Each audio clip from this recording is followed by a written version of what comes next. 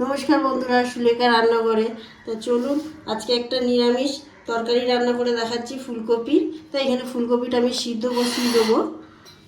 তাই এখানে আছে দেখো 200 গ্রাম, যেহেতু এটা একটা গোটা ফুলকপি রয়েছে তাই এখানে 200 গ্রাম ছোলার ডাল রয়েছে। তো ছোলার ডালটা আমি দুটো সিটি মেরে নেবো প্রেশার কুকারে। ছোলার ডালটা দেখুন, এইখানে আমি দুধ দিয়ে এটাকে সিদ্ধ করছি। দিচ্ছি আমি কিশমিশ দিয়ে দিচ্ছি আর 4টে গোটা এলাচ, যাতে গন্ধটা খুব সুন্দর আসে। কিছুটা আমি খেজুর দিয়ে দিলাম, দিয়ে এটা একসাথে আমি সিদ্ধ করে নিচ্ছি। ফুলকপিটা সিদ্ধ বসিয়ে দিলাম, একটু নুন ফেলে দিয়েছিলাম জলে। দেখুন এখানে 4টে শুকনো লঙ্কা আর এখানে জিরেটা আমি এটা বেটে নেবো। আর এখানে গরম মশলা রয়েছে, এটাও বাটবো।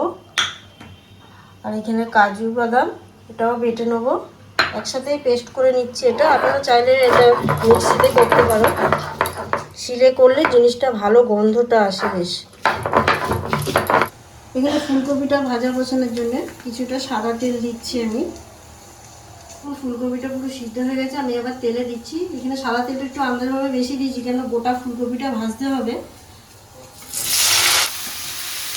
দেখো হালকা ভাজা হচ্ছে, বেশি ভাজছি না। মানে বড় চামচের 1 চামচ আমি ঘি দিয়ে দিলাম।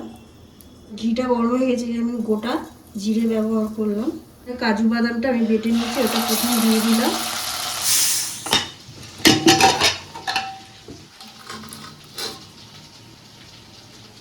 ডালটা দেখো সিদ্ধ হয়ে গেছে।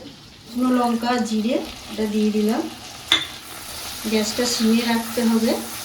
1 চামচ আদা বাটা দিলাম, যেহেতু ডালের সাথেও নুন আছে, ফুলকপির সাথে নুন আছে, নুনটা আন্দাজ মতন দিতে হবে। হলুদ অল্প, এখানে কালারের জন্য একটু কাশ্মীরি লঙ্কার গুঁড়ো, আপনারা চাইলে দিতে নাও পারো। চিনিটা আপনারা স্বাদ মতন দেবে।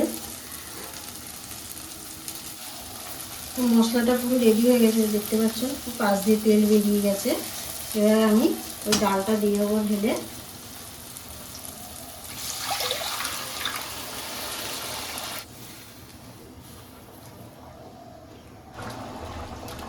দেখো জিনিসটা পুরো রেডি হয়ে গেছে। আমি এবার লাভিয়ে নিচ্ছি, 5 মিনিট রেখেছিলাম। ফুলকপিগুলো গোটা আছে, ডালটাও রয়েছে। গ্যাসটাকে বন্ধ করে দিলাম। তরকারি পুরো রেডি হয়ে গেছে। দেখো ছোলার ডাল দিয়ে ফুলকপি, একদম ভাত হোক রুটি হোক সব দিয়েই খাওয়া যাবে জিনিসটা। একবার আপনারা বাড়িতে ট্রাই করে দেখুন, ভালোও লাগবে। দেখে যদি ভালো লাগে তো প্লিজ আমাকে সাবস্ক্রাইব করুন, লাইক করুন আর কমেন্ট করে জানান।